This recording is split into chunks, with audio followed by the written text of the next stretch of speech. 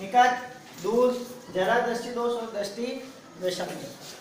इन दोष को दूर करने के लिए अलग अलग प्रकार के लेंसों का उपयोग किया जाता है। हम जानते हैं कि लेंस हमारे पास दो होते हैं, उत्तल लेंस और अवतल लेंस, हमको अच्छी तरीके से पता है। तो निकट दृष्टि दोष को दूर करने के लिए अवतल लेंस का प्रयोग किया जाता है और दूर दृष्टि दोष को दूर करने के लिए उत्तल लेंस का प्रयोग किया जाता है। याद करने के लिए इसको इस प्रकार से हम याद रख सकते हैं कि निकट में 3 अक्षर आ रहे हैं, 1, 2 और 3, और दूर में कितने आ रहे हैं, 2, 1 और 2 अक्षर आते हैं। तो यहाँ पर लेंस में जिस लेंस में ज़्यादा अक्षर आ रहे हैं वो ज़्यादा अक्षर वाले दोष को दूर करने के लिए उसका उपयोग किया जाएगा, और जिस लेंस में कम अक्षर आ रहे हैं वो कम अक्षर वाले दोष को दूर करने के लिए उसका उपयोग किया जाएगा। तो निकट दृष्टि दोष में को दूर करने के लिए अवतल लेंस का और दूर दृष्टि दोष को दूर करने के लिए उत्तल लेंस का प्रयोग किया जाता है। जरा दृष्टि दोष, जरा का मतलब होता है बुढ़ापा।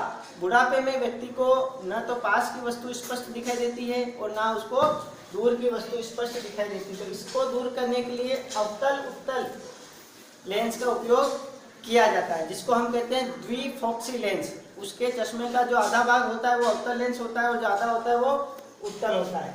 और दृष्टि वैषम्य दोष को दूर करने के लिए बेलनाकार लेंस का उपयोग किया जाता है। अब हम आते हैं वापस निकट दृष्टि दोष में। क्या ये दोष होता क्यों है, क्या कारण है कि इसमें वस्तु जो होती है व्यक्ति को कौन सी वस्तु दिखाई नहीं देती, पास की दिखाई देती है कि दूर की दिखाई देती है, इसका यहाँ पर सबसे ज्यादा कंफ्यूजन होता है। तो यहाँ पर हम देखते हैं कि दृष्टि दोष अगर निकट है तो उसको पास की तो स्पष्ट दिखाई देगी लेकिन दूर की उसको दिखाई नहीं देगी। तो निकट से निकट का कॉम्बिनेशन दिखाना है कि निकट दृष्टि दोष है तो निकट की दिखाई दे रही है तो दिखाई कौन सी नहीं देगी, दूर की।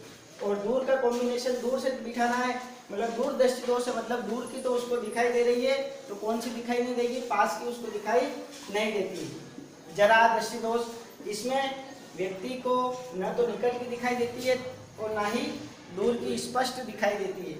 तो इसको दूर करने के लिए अवतल उत्तल का उपयोग करते हैं। जबकि जो दृष्टि वैषम्य जो दोष होता है, इस दृष्टि वैषम्य में व्यक्ति जो होता है वह ऊर्ध्वाधर और क्षैतिज यानी कि आड़ी और जो खड़ी लाइनें होती है उनमें अंतर नहीं कर पाता है। तो इसका जो मुख्य कारण होता है उस व्यक्ति की जो आँख में जो कॉर्निया होता है उस कॉर्निया की गोलाई में परिवर्तन के कारण यह दोष हो जाता है।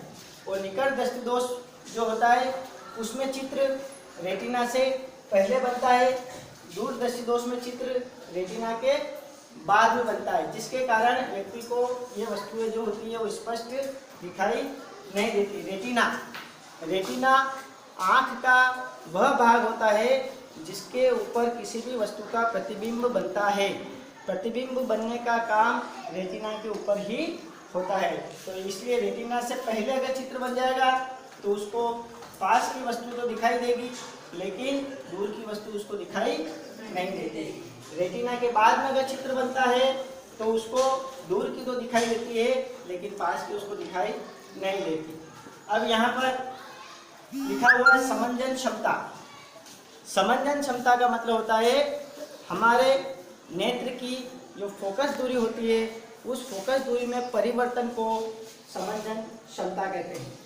2 बिंदु होते हैं, एक निकट और दूर।